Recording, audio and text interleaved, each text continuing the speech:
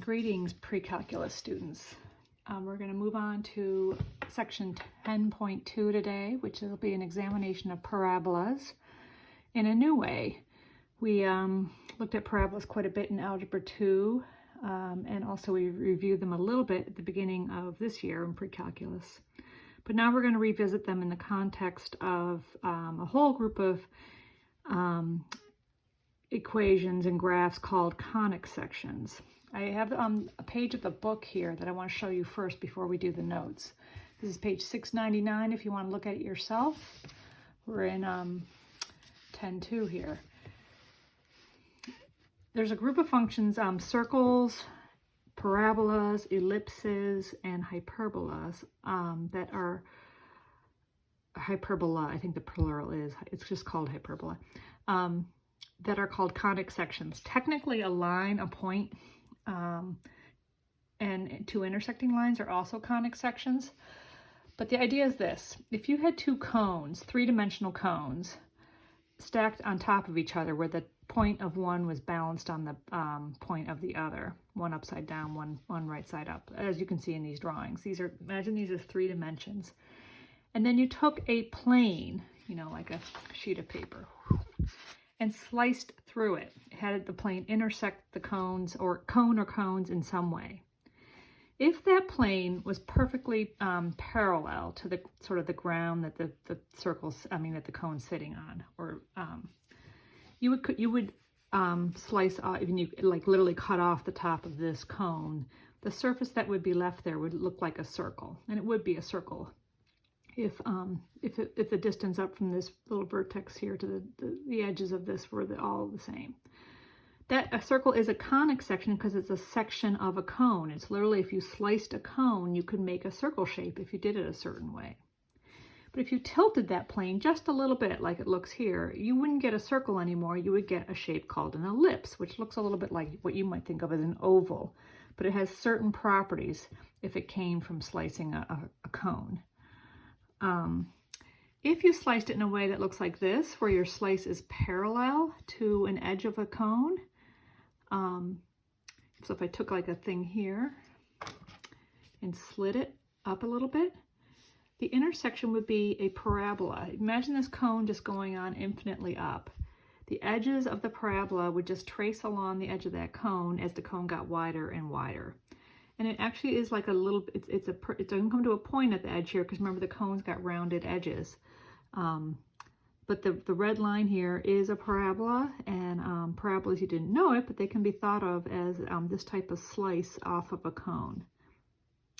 Now a hyperbola is if you had a plane that was literally intersecting both cones at the same time, because oriented like the way you see this one. You end up creating two shapes that look sort of like a parabola. They're not parabola in terms of their properties of the curve aren't the same, but they're called conic sections because you can get these two shapes in pairs by slicing a cone this way, straight up and down. Now if you have these perverse cases at the bottom here, if you sliced a cone right through where those two points of the cones are meeting, you could have a cone such that it only touched that point, and that cone, that plane would intersect the two cones in one place, and it's the point where the one cone's balancing on the others. And similarly, you could have a plane oriented in such a way that was lying on the edge of one of the cones, and therefore also touching just the edge of the top cone as well. Theoretically, since that cone is curving, there is a single line, a point oriented in a line that cone, that the plane would be intersecting each cone. So that would be a line. And then you could have the plane like with the hyperbola, but if you slid it into the, so that it was intersecting the point where the cones meet, you would no longer have a hyperbola, you would actually just have what looks like two intersecting lines. So and two intersecting lines is considered a sort of collapsed form of a parabola. A line is considered a, what they're called degenerate form of a parabola, and a point is a degenerate form of a circle or an ellipse. So that's just an interesting backstory about conics. Now we're going to go on to the notes. But that's why they're called conic sections. It's because they're sliced off of cones. But all conic sections have certain interesting properties, and that's what we're going to look at today. And useful properties. They're used quite a bit in some applied areas. So we're going to start with parabolas, but we're going to look at them differently than we did before. A parabola, let me tell you what a parabola is, and then we'll do the definition. I'm going to do it on the back here. If I just take any old line, let's do a vertical line, and I'm going to draw it with a dots, and I just pick some point, and I say I want to draw all the points in the plane, that's this paper, that are equidistant from this point and this dotted line. Well, certainly there's a point halfway between here that's equidistant, where this distance equals this distance. These are equal, okay? But I could probably find another point a little bit over here. But I'd have to go up a little, because if I went straight out from this point, straight up, I'm going to be closer to the line than I will be from this point. So I have to bend a little bit. And there's a point here where those two are equal.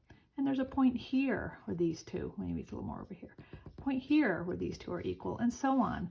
But if you keep doing this, there's a point there where that distance straight down to the line is equal to that distance. If you keep doing that, and I went this way and did the same thing, all these points on this curve are a parabola, and they are equidistant from this point I drew here and this line that's over here. In other words, I could do this, and these are equal. So that's what a parabola is. It's all the points that are equidistant from a certain point and a certain line. And the parabola goes between that point and that line. Now we're going to formalize that definition here. Here is the definition of a parabola, which is on page 700 of your book. A parabola is the set of all points xy. These are xy's, right? I should have arrows on this. xy, these are xy's. In a plane that are equidistant from a fixed line called the directrix. The directrix in my drawing here is the orange line. It's not necessarily an axis of, it's not the x or y axis necessarily, it's just a line. And a fixed point called the focus. So that point in the middle that we were just talking about, this point is called the focus, which is not on the directrix. If the focus is on the directrix, you don't have a parabola. So you have to have a point off the line called the directrix, and if you do, all the points that are equidistant from the single point called the focus and the line called the directrix are a parabola. Once you sort of draw those points, like any parabolas, as we know, have an axis of symmetry. It's just called the axis here. The axis of the parabola is this red dotted line. It is, it's true if you fold the parabola on the axis, it mirrors itself, but it is the line that goes through the focus and the vertex. So that's what, this is our new definition of a parabola. Everything we knew about parabolas before is still true, and if you have an equation in a certain form, you can do everything we did before with it, but we're going to learn yet another form of a parabola today. So that's what this is. The standard equation of a parabola in the conic section world is this. You have the vertex at HK, all right, our vertex. Maybe I should be using that in dark blue. Be consistent. I'll be consistent with what I did here and change that to blue. And we have this value called P, which I'm going to define in a minute. But if it's a vertically oriented parabola like this one, pointing up or pointing down like that, it's x minus h squared equals 4p times y minus k. Now, when we did this before in vertex form, we often had an a in front of the x minus h squared equals just y minus k, or we had the plus k on the other side. The 4p is actually the reciprocal of that a that we would have had in the other form.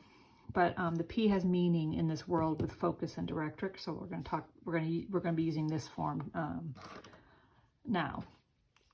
A horizontally oriented parabola is very similar. All that happened was x minus h and y minus k switch positions, but if it's the y minus k blob that's squared, that means it's going to be oriented horizontally, like this one down here. So this is a horizontally oriented parabola. This is the standard form of a vertically oriented one. Now this number P, what does it mean? First of all, P can't be 0. If P was 0, you have the situation where the focus is on the directrix. So P is some non-zero number, and it's called the directed distance, the directed distance from the vertex to the focus. Directed is an important word. It means it's telling you the direction you would go from the vertex to the focus and how far you would go. So in this particular parabola up here, that's labeled 5. This is, 1, 2, 3, 4, 5. To go from the vertex to the focus is 1 unit up, so our P is 1. That's what the P means. It's literally, if you went from the vertex to the focus, how far and in what direction do you go. So this has a P of 1. That's what that's showing. That it also is the distance between the vertex and straight down to the directrix, because this point has to be equidistant between the focus and the directrix. So this is 1, and this little distance is 1. Now, in general, if P is bigger than 0, you're going to have a parabola pointing up if it's an x squared parabola, or pointing to the right if it's a y squared parabola. Those are the positive direction ones. If P is less than 0, you're going to have a parabola pointing down or to the left, depending on whether it's a vertical or a horizontal. So those are generalizations about P being positive or negative that tell you something about where the parabola is pointing. So we're going to do these 2 examples down here, and then I'll stop this video and you'll have a separate one for page 2. These are fairly simple. They say find the equation of a parabola in standard form with the given characteristics with the vertex at the origin. So we know HK is 0, 0. So those will be gone here, but I'm going to put it in with 0, 0, but you don't really need to plug them in if you know they're going to disappear. So I did a little drawing here. If the vertex is 0, 0, it's right here. Here's my x-axis, here's my y-axis. 1, 2, 3, 4, 5. 1, 2, 3, 4, 5, and so on. My focus is at -5, 0. That's right there. I tried to draw a group of points that look like they were kind of the points are always sort of wrapping around the focus from the vertex. This is 5 units. Is actually pretty far away, so it actually creates a sort of wide parabola. The directrix would be a vertical line over here. This has to be 5, and this is 5, right? 5 and 5. And that tells us our P. And I'm saying P is -5 because we have to go from the vertex to the focus. We're going -5 units, to the left. So that's why P is -5. Now I'm going to plug into, it's a horizontally oriented, because when the focus and the vertex are on a horizontal line, that means my axis is this way. Here's my axis. So it's a horizontal. We're going to use this general form. So y minus k squared equals 4 times p times x minus k. HK 0, 0, so we don't really need them. But you get y squared equals 4 times -5, that's -20x, and that's our answer. I just saved doing this one till the video live. I know it's very exciting to get one done live. Anyway, now this one gave us the focus. This one's giving you the directrix, but that's enough to figure out where the parabola is going to be and what P is going to be, knowing that the vertex is at the origin. So I have my vertex at my origin, and my directrix is y equals 3. You gotta make sure you remember vertical and horizontal lines. Where y is constantly 3 is the vertical line at 3. Every point on the line I'm drawing. Actually, that's not true. So much for me being live. So feel just like class where I make a mistake. Y equals 3 is the horizontal line at 3. This is y equals 3. All the points on this line have a y value of 3. Make that 1 unit, 1 unit. My vertex is here. This is going to be pointing down. They don't point up, they don't cross the directrix. So what I need is my my focus. Where's my focus going to be? It's going to be, if this was 3 units, it has to be 3 units in the other direction. So my focus is right here. And that point is -3. No, it's 0, -3. I'm not moving horizontally, I'm just doing that. So it's 0, -3. And this tells me what P is.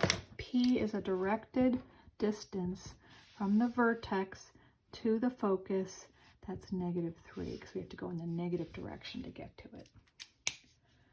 So I'm going to draw a parabola that's wrapping sort of around this focus. And it's going to look sort of like that.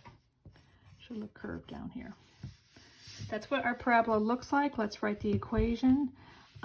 We don't really need to put the 0, 0 in, but I will. This is a vertical one, so we are going to use the vertically oriented equation. So it's 4 times -3. This is going to be y minus 0. Simplifying, this is x squared equals -12y. And that's my answer. Okay. So,